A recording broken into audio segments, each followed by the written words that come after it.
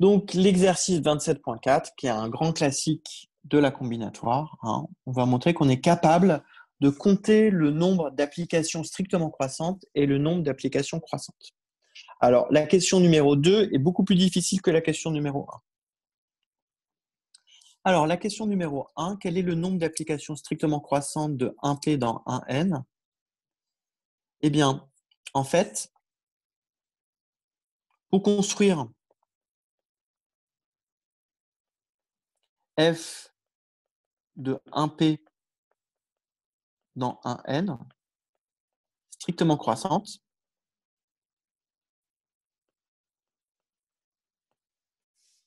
il suffit de choisir l'image de cette application. Il suffit de choisir l'image de cette application. Hein, c'est ici l'astuce à retenir, l'astuce importante. Hein. Autant le petit 2 est beaucoup plus difficile et à retenir également, autant le petit 1 est plus facile, mais il y a quand même une astuce importante. C'est-à-dire que quand je veux choisir une application strictement croissante, il suffit juste de choisir son image. Et comme l'application f est alors injective, le cardinal de l'image de f est égal à p. Et conclusion, choisir f de 1p dans 1n strictement croissante est équivalent à choisir une partie à p éléments de 1n.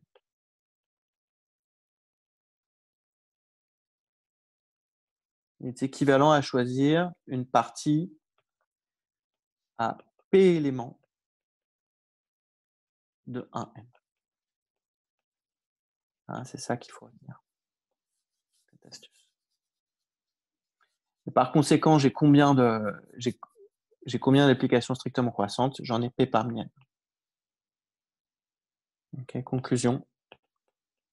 Le cardinal des fonctions strictement croissantes de 1p dans 1n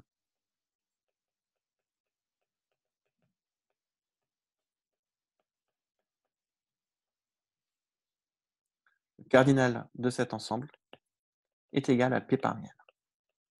Monsieur, Oui, je vous écoute. est-ce que ça ne compte pas aussi les applications strictement décroissantes? Non, pas du tout. Je vais expliquer un petit peu plus précisément. D'accord. Ok, là, je comprends que c'est peut-être un petit peu flou. Je vais expliquer un petit peu plus précisément. Exemple, je vais regarder les applications de 1,3 dans 1,6 strictement croissantes. Alors, Daniel, donne-moi une partie de 1,6. 2 parmi 6. Non, donne-moi Enfin, une partie à 3 éléments, oui, pardon. Une partie à 3 éléments de 1,6. 1, 4, 6. Donc, on Entre prend alcool et A, autres. 1, 4, 6. Et à ce moment-là, l'application correspondante, l'application strictement croissante correspondante, eh bien, il n'y en a qu'une possible. C'est l'application F qui a 1 associe 1, qui a 2 associe 4 et qui a 3 associe 6. Tu comprends mieux, Daniel? Oui, en fait, c'est parce que dans une partie, l'ordre ne compte pas. Dans une partie, l'ordre ne On compte pas. peut juste les ordonner et ensuite. Donc, autrement dit, l'application qui va de l'ensemble des fonctions de 1p dans 1n qui sont strictement croissantes et qui va dans l'ensemble des parties à P éléments de 1n et qui, à une fonction f, associe l'image de 1p, est une bijection. Okay. Cette application-là est une bijection. Et la bijection réciproque,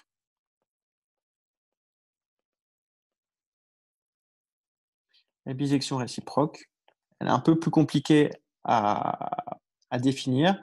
C'est l'application qui part de l'ensemble des parties à p éléments de 1n et qui va dans l'ensemble des fonctions strictement croissantes et qui, à une partie A, associe l'application de 1p dans 1n qui, à k, associe le kème plus petit élément de A.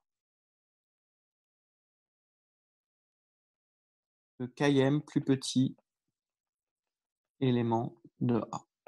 Okay. Et on vérifie que ces deux applications sont bien réciproques l'une de l'autre. Okay. Mais le principe à retenir vraiment, c'est que pour définir une application strictement croissante, il suffit de choisir son image. Une fois que son image est déterminée, on n'a plus le choix. Comme elle est strictement croissante, 1 est forcément envoyé sur le plus petit élément de l'image, 2 est envoyé sur le deuxième plus petit élément de l'image, 3 est envoyé sur le troisième plus petit élément de l'image, etc. Donc voilà pour cette question. Maintenant, on va faire le petit 2 qui est beaucoup plus délicat. Maintenant, on veut compter le nombre d'applications croissantes. Excusez-moi, monsieur, est-ce que vous pourriez remonter un petit peu, s'il vous plaît? Ouais. Merci. Alors, on va se fixer quelques notations. Donc, on va noter. On va noter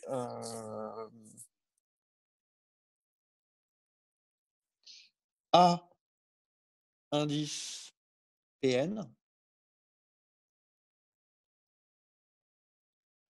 l'ensemble des fonctions de 1p dans 1n qui sont strictement croissantes. On va noter ça comme ça.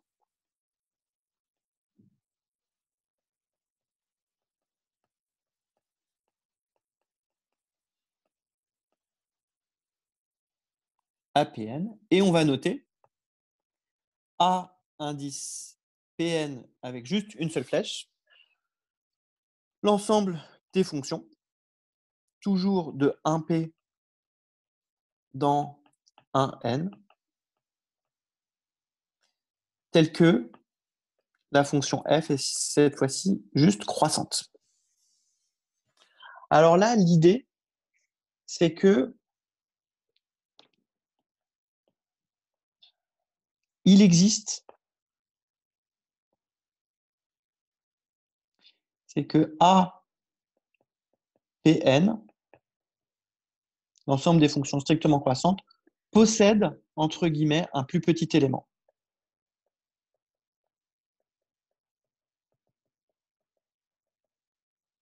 On va mettre des guillemets sur un plus petit élément, on ne va pas formaliser ce que ça veut dire. Ça veut dire qu'il existe une fonction strictement croissante la plus petite possible. Ben, c'est juste.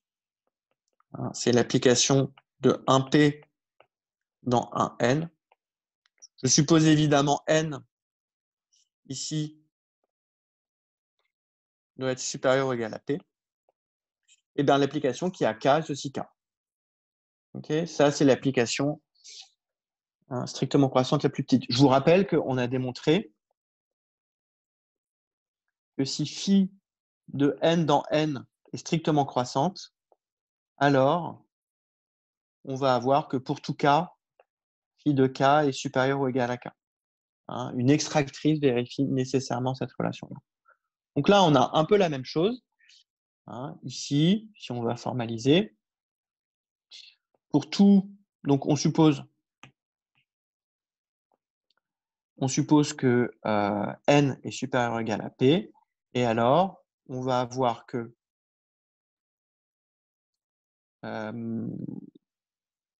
pour tout f strictement croissante de 1p dans 1n, eh bien, on a que pour tout k compris entre 1 et p, on a nécessairement f de k qui est supérieur ou égal à k.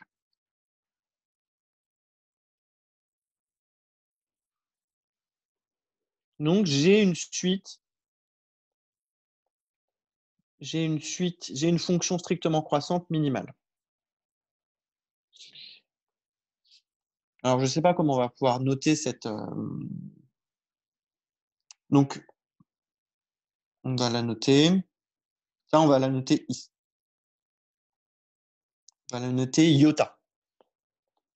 Donc, on note i. Alors, iota, il n'y a pas de point, donc on ne va pas mettre de point. On note iota. Allez, je vais noter juste i, pour ne pas trop vous embêter. On va noter i, cette suite strictement croissante, cette fonction strictement croissante minimale. OK. Donc, c'est i qui va de 1p dans 1n qui a k, c'est aussi k, tout simplement. Alors maintenant, on en arrive à l'idée.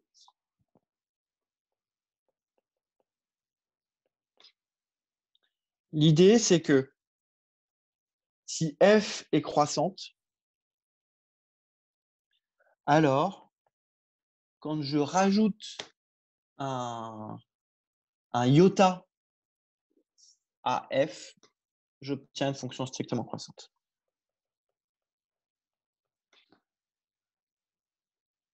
Et réciproquement, si j'ai g est strictement croissante et que je lui enlève un iota, alors j'obtiens une fonction croissante. Donc on peut démontrer ça, c'est assez facile. Donc démo, on va considérer f une fonction croissante et on va calculer f plus iota de k plus 1 moins f plus iota de k. Donc c'est égal à f de k plus 1 moins f de k plus 1. Et donc, comme la fonction est croissante, ça c'est supérieur ou égal à 0, car f est croissante. Et quand je lui ajoute plus 1, ça me fait donc quelque chose qui est donc strictement croissant, supérieur ou égal à 1.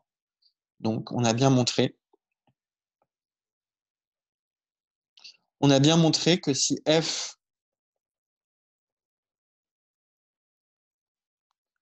est croissante, alors f plus 1 iota est strictement croissante. L'autre implication, je vous la laisse en exercice.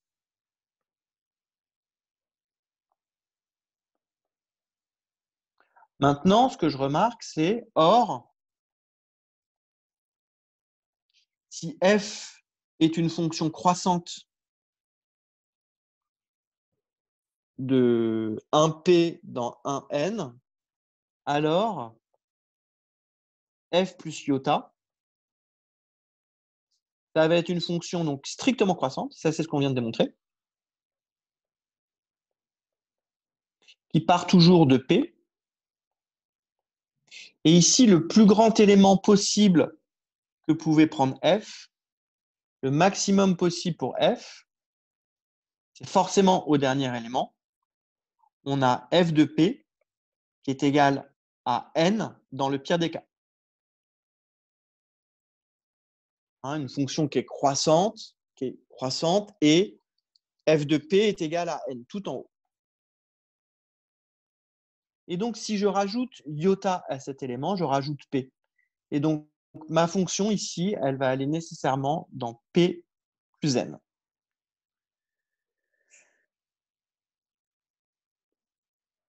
Voilà. Alors, ici, je me rends compte qu'il y a un problème quand j'ai fait ça. C'est que j'ai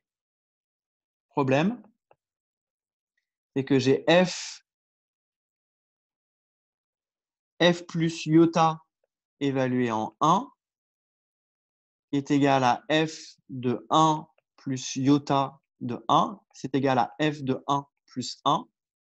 Lui est supérieur ou égal à 1. Lui est supérieur ou égal à 1. Donc, j'obtiens une fonction qui est supérieure ou égale à 2. Donc ici, je bug. Certes, je suis strictement croissant, mais je loupe des applications. Donc, je vais corriger. Monsieur, Oui. juste, vous avez marqué que G-I était croissant et je pense que c'est pas bon. Si I est strictement croissante. Ah non, mais ce n'est pas I qui est strictement croissante. I, c'est la fonction qui a K associe K. Ok, d'accord, j'avais mal compris. Okay. I, ce n'est pas une fonction strictement croissante. I, c'est ma plus petite fonction strictement croissante. Ok, d'accord, merci. Donc ici, je vois que ma valeur en 1 est nécessairement supérieure ou égale à 2. Or, moi, j'aimerais bien qu'elle soit supérieure ou égale à 1. Donc, du coup, je modifie un petit peu ma solution.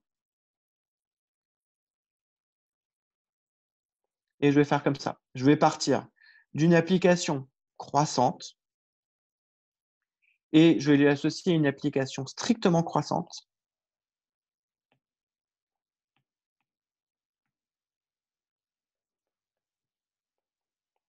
Et pour remédier à ce problème de supérieur ou égal à 2, je vais, au lieu de faire f plus iota, f plus i, je vais faire f plus i moins 1. Et donc, dans le pire des cas, je ne serai pas à p plus n, je serai à p plus n moins 1. Et donc, qui a une application f associe f plus iota moins 1. Et la réciproque, ça va être une application strictement croissante de 1p dans 1p plus n moins 1. Et je vais l'associer à une fonction croissante de p dans n. Et donc, à une application strictement croissante, je vais prendre g. Alors ici, on voit un des problèmes que tu n'avais pas vu, Léandre, c'est que si je fais g moins i, oui, mais g moins i peut valoir 0.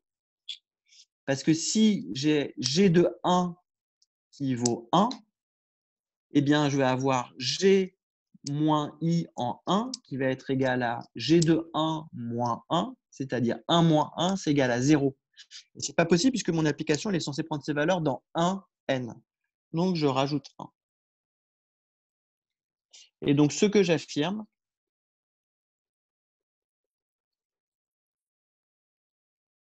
donc ça, c'est ce que je vais appeler phi. Et ça, c'est ce que je vais appeler psi. Premièrement, phi est bien défini.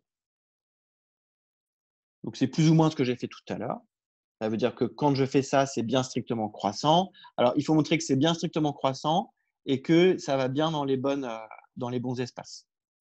Donc, premièrement, phi est bien défini. Deuxièmement, idem pour psi. Et troisièmement, on a bien phi et psi qui sont réciproques l'une de l'autre. Bon, le petit 3 est assez facile à démontrer.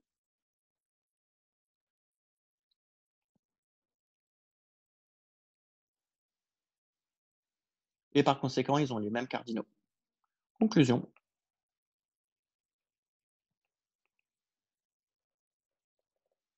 Conclusion, le cardinal de l'ensemble des fonctions croissantes de P dans N est égal au cardinal des fonctions strictement croissantes de P dans N plus P moins 1. Et donc, ça, on l'a démontré dans le petit 1.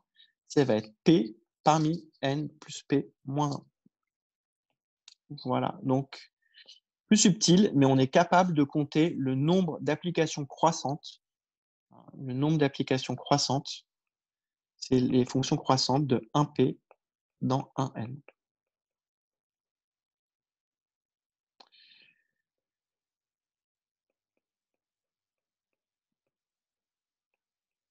Voilà, un grand classique. Effectivement, ça c'est bien. C'est le genre de choses qui... Thibaut, qu'est-ce que tu fais? Ah non, en fait, il y a... D'accord. Thibaut fait joujou. Voilà, donc c'est le genre d'exercice qu'il vaut mieux avoir vu. C'est plus facile de le trouver quand on l'a déjà vu. Voilà, on se retrouve tout à l'heure, on fera un peu d'informatique et peut-être un peu de mathématiques si on a du temps. Et je note sur le Discord les jours de reprise de ces exercices. Merci, monsieur. Voilà. Bon appétit. Merci. Bon appétit à vous. À tout à l'heure. Au revoir, à tout à l'heure. Merci, monsieur, vous de même. Au revoir.